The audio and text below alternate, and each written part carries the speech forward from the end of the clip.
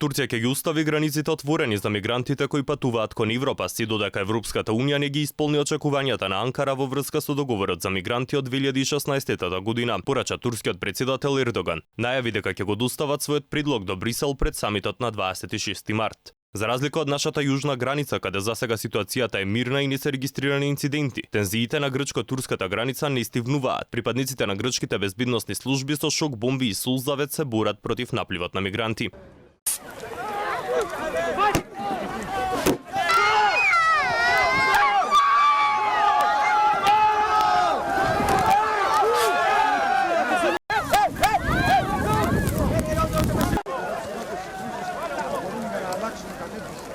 Ердоган рече дека односот на Грција кон мигрантите е споредлив со злосторствата извршени од нацистичка Германија. Со договорот од 2016 година Турција се обврзува да го спречи приливот на мигранти и бегалци, за чија грижа требаше да добие 6 милиарди евра плюс забрзување на преговорите за членство во Европската унија и укинување на визите за турските државјани.